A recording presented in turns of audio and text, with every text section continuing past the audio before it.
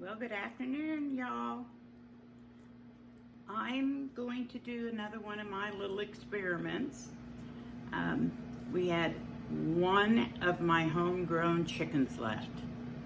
So with the air fryer, I fried up half of it the other day, and wow, we were surprised. It was really good. But now I want to make mustard chicken. I just learned how to make this a few years ago, and this stuff is fantastic. So I've already got my chicken pieces cut up, and I'll just show you what I'm going to do, and then we'll follow through and see how it turns out. Okay, that's kind of a disadvantage to me that you can't do a whole chicken cut up and in pieces in an air fryer, but it's okay when it's just the two of us. So I've got a thigh and a leg and half of a breast, and there's some more white meat there. But I can't really remember what I did, but I'm thinking it wasn't much. Just got mustard here. Squirted a pretty good amount in there. And I remember last time using different seasonings, but Papa Texas shared some of Steve's shakes. This is Gator Shake. So I decided I'm going to use this today.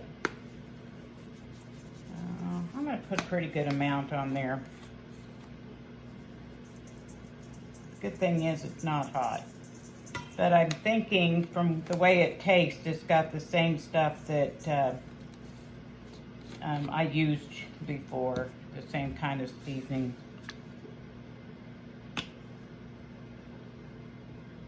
All right, you know how I am, I just eyeball it. So now I'm just gonna go in here and make sure that each piece is well coated with the seasoning and the mustard. Boy, as much as I put in there, you would have thought it'd been enough, but I think I'm gonna have to put more in because I want it well coated. Oh, you know what that means? I gotta go wash my hands so I can pick up the bottle. Okay, I got my hands washed. I'm gonna put a lot in there. I guess I can always rinse it off if it looks like too much.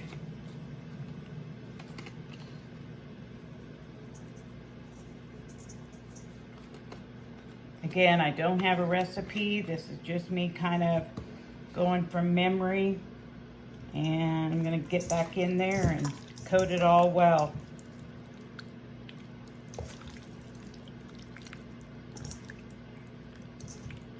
One thing, I'm a newbie at this air fryer business, but one thing, one of the videos I watched, she said repeatedly, you use a lot more seasoning in air frying than you do regular frying.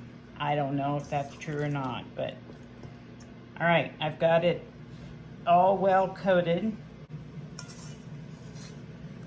Okay, this bowl's pretty big, so I've got a smaller one here. Got a smaller one. This one's gonna go in the fridge. Just get all them goodies out of there, put on top of it.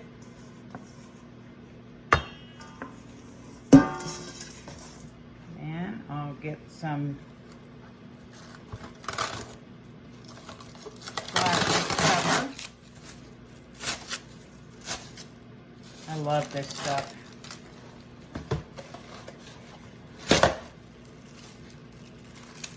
And I'm going to cover this up and put it in the fridge, and I'm going to let it set like this for at least 2, maybe 3 hours until it gets time to start putting supper together. Alrighty, so it's been a couple hours now that the mustard chicken has been in the refrigerator.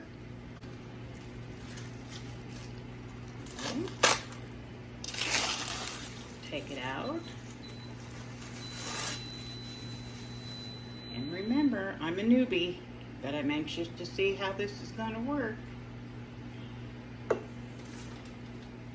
in my bag, I've already got 1 cup of flour. I'm going to add a 1/2 cup of cornstarch, some more of Uncle Steve's shake that Papa Texas gave me.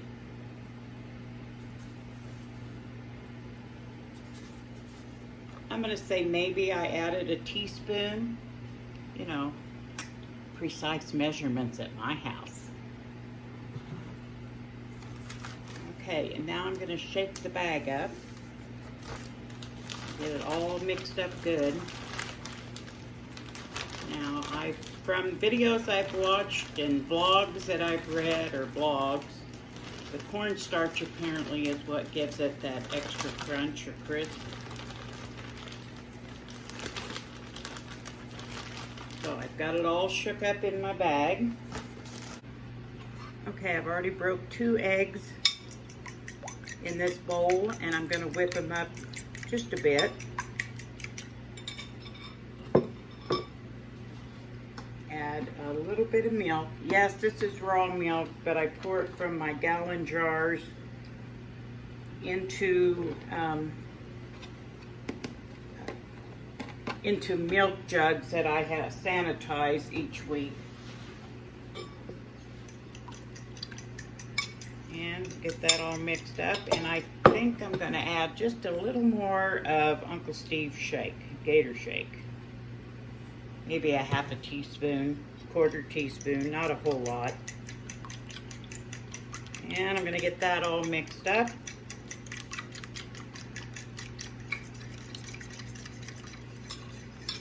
I wonder, am I the first one to make mustard chicken in the air fryer? Well, I'm sure I'm not.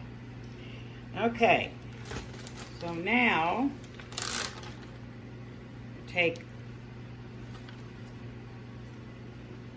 dip each piece into the egg and milk mixture.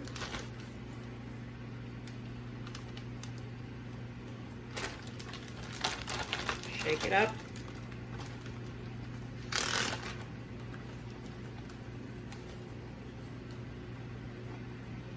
And I have a plate over here I'm going to set each piece on. And I'm sure you don't want to watch me do each piece of chicken. So I'm going to get each one done, and then I'll be back. I wanted my chicken just to set for a bit, maybe let the flour absorb. And I took that time to clean up my mess. So we're going to do it again. This time I'll try to get a little neater and use some tongs. Maybe that won't be quite so disgusting. Now, as you can see, I've got several different sizes. I've got 1/2 of the breast meat, 1/2 of the breast here. I've got a leg, a thigh, and what we always call the wishbone, the part of the breast meat. So I'm just going to dip it in the egg and milk, back in the flour and cornstarch mixture, and I'll set it over on the plate. And then we'll come back and see what I do next. Okay, I double dipped and put my chicken on a plate. Why does everybody else's look so neat and mine just looks so sloppy? I think they must do some creative magic because mine never looks that good. I bought this cheap spray bottle from Dollar General. Paid $1 for it, so I know it's not the best, but I wasn't going to buy a mister, an oil mister, until I found out if I liked this, because I know you're supposed to spray a fine mist of oil on, but I'm not going to spend that money unless I find out I'm going to use it a lot. So let's tip down here, and now it's time to put the oil on. And said if I had a mister,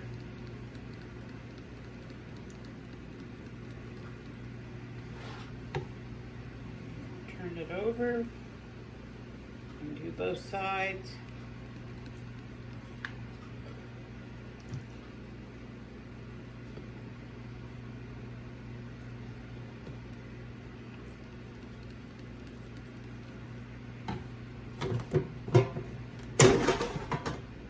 Okay. And what I've been told or read or saw is you just don't want your chicken touching, the chicken pieces touching each other.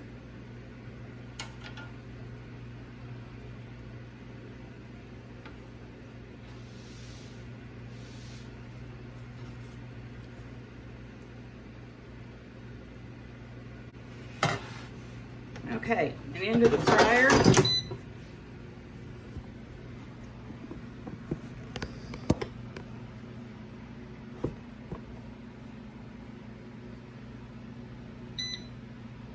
And we're gonna go at 380. And I think they said 15 minutes. Okay, I'm gonna let that start up, and then halfway through I'll turn them over. Okay, here we are at the halfway mark. And I guess if there's any flour showing, you're supposed to give it a little squirt. And then go through and turn it all over. Wow. You know, this just amazes me.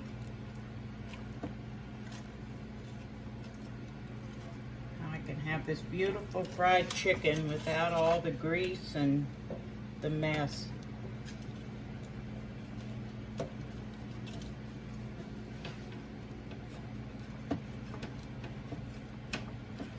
Guess I should have maybe sprayed the pan a bit. No, the skin came off on that one, but that's okay. That's my piece. I don't care much for the skin anyway. Okay, start it back up. Okay, the timer went off. And now we need to check. I got flour there, I see. But we need to check the temperature and make sure that it's done. And since I got two of these thermometers, let's just go ahead and check.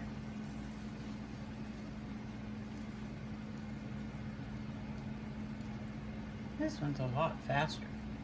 All right, looks like it's going to take a few minutes longer. It's only at 150 degrees. I do have a teeny tiny piece I'm going to take out though. I'm certain it's probably overdone. Spread this chicken out just a little bit more. And give it another little spritz where I can see flour. Okay, I'm going to put it up to 380 again. And I didn't preheat this thing, and that might be why. I was supposed to preheat it for 5 minutes. There we go. Let's go up to 380 again. And I'll do 5 minutes. All right, 5 more minutes.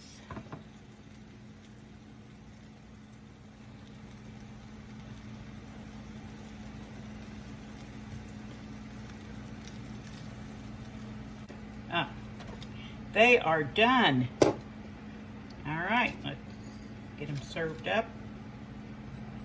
And supper on the table.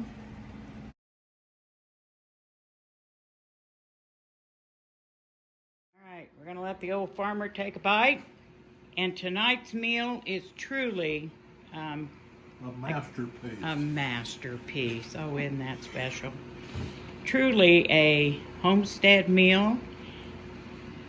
Those are our garden potatoes. That's the Crispies you're eating? Crunchy. Crunchy, good. Homegrown, I had canned them, opened those up, heated them, our homegrown beans, and this is the last of our homegrown chickens. How's the meat taste? Is the meat good? I haven't had a bite yet. It's hot. Oh, is it? All right, well, we're going to let it cool off a bit. All right, guys, we're both hungry, and we're going to dive into this good old fried chicken.